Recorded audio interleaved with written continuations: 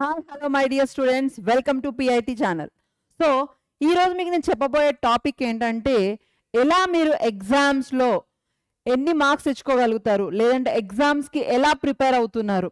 మీకు ఒక 7 టిప్స్ ద్వారా చూపిస్తున్నాను. చూడండి, ఇక్కడ రెయిన్బో ఉంది. ఈ రెయిన్బో వల్ల మనకి ప్రకృతికి ఎంత అందంగా ఉంటుందో, ఇందులో చెప్పే నేను 7 రూల్స్ వల్ల కూడా మీ లైఫ్ కూడా అంతే అందంగా ఉంటుంది.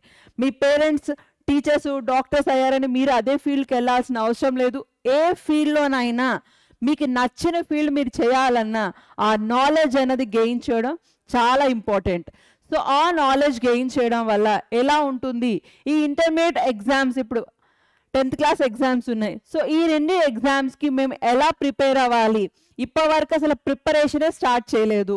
సో ఏ రకంగా మేము ఫాలో అయితే మేము మంచి మార్క్స్ తెచ్చుకోగలుగుతాం అని ఈ 7 టిప్స్ మీరు ఉపయోగించి మీరు ఇప్పటి నుండి అయినా స్టార్ట్ చేస్తే కనుక మీకు మంచి మార్క్స్ రావడానికి అనేది 100% గ్యారంటీ నేను ఇస్తున్నా.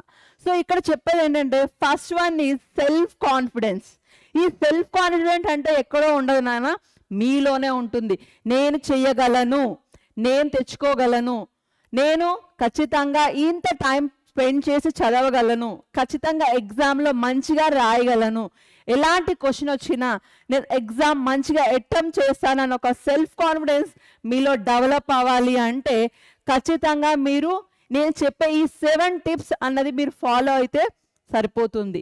The next one is time management. So పొద్దున అలారం పెట్టుకుంటారు, అలారం 1, అలారం 2, అలారం 3 అని. సో అలాంటివి ఏం పెట్టకండి. అలారం 1, అలారం 2 అలాంటి ఆప్షన్స్ కూడా పెట్టుకోకండి. ఒకటే అలారం, ఒకటేసారి లెగడం, ఆ ఫ్రెష్ మైండ్లో మీకు ఏదైతే టఫ్ ఉందో టాపిక్, ఆ టాపిక్ చదవడం. సో ఆ టాపిక్ అన్నది ఎలా చదువుతారు అన్నది సెకండ్ దాని మీద ఉంటుంది. Revision study material, revise study material. So మొత్తం సిలబస్ అంతా, ఇప్పుడు ఈరోజు ఈ టాపిక్ చదువుతారు, రెండో రోజు ఇంకో టాపిక్ చదువుతాను, అది మొత్తం ఉన్న కెమిస్ట్రీలో 13 స్ట్రాటజీస్ చదివే కంటే ఏదైతే రిపీటెడ్గా ఇస్తున్నారో ఎగ్జామ్స్లో, ఏదైతే మీకు రిపీటెడ్గా ఎగ్జామ్లో అడుగుతున్నారో అవన్నీ మీకు ఒక బోర్డులో పెట్టుకొని ఈ టాపిక్ నేను చదువుతాను ఈరోజు. సో ఈ టాపిక్ అయిపోయింది, ఒక 30 మినిట్స్ 20 మినిట్స్ పెట్టుకోండి. Next one is proper reading. ఊరిన ఒక 5 నిమిషాలు చదవడం, మళ్ళీ బయటికి వెళ్ళడం, ఒక 5 నిమిషాలు చదవడం, బయటికి వెళ్ళడం కాకుండా పర్టికులర్గా ఒక 10 to, ఒకే రోజు మొత్తం చదివేలేరు కదా. సో ఒక 10 మినిట్స్ కూర్చోండి, ఒక టాపిక్ చదవండి. నెక్స్ట్ 20 మినిట్స్ కూర్చోండి, ఒక టాపిక్ చదవండి.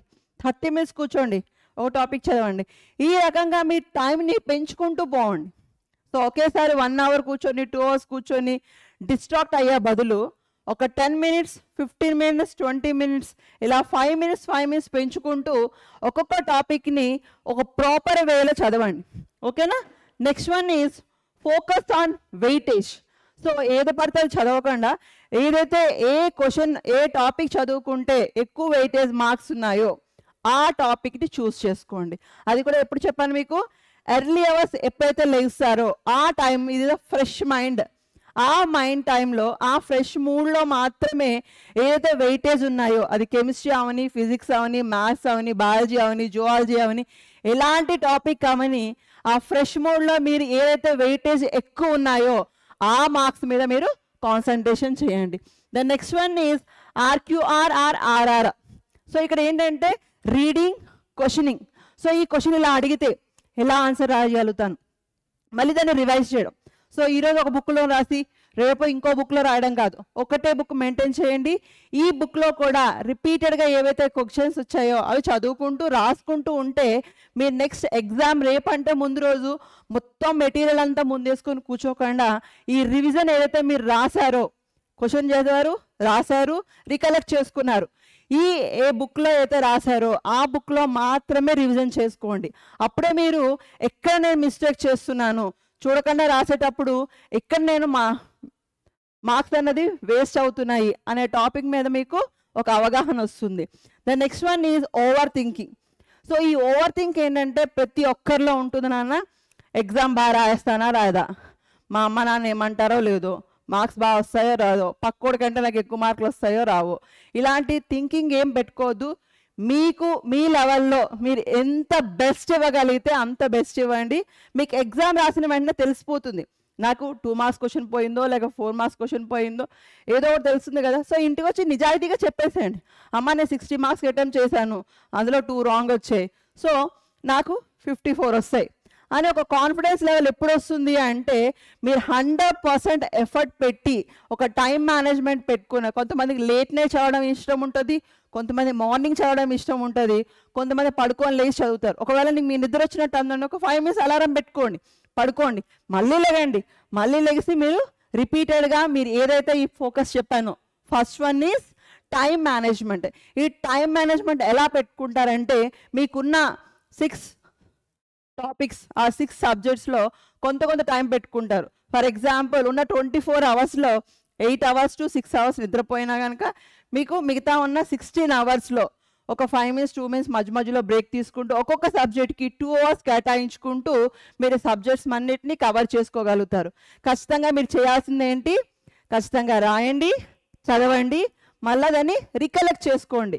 ఎంతవరకు ఎగ్జామ్లో ఒక క్వశ్చన్ ఇచ్చారు, ఫర్ ఎగ్జాంపుల్ కెమిస్ట్రీలోనే తీసుకోండి, ఈ కెమిస్ట్రీలో వెర్నర్ థియరీ ఇచ్చాడు, ఈ వెర్నర్ థియరీని ఎగ్జామ్లో నేను ఎలా రాయగలుగుతాను ఒకసారి చదవండి, దాన్ని చూడకుండా ఇంకొక బుక్లో రాయండి.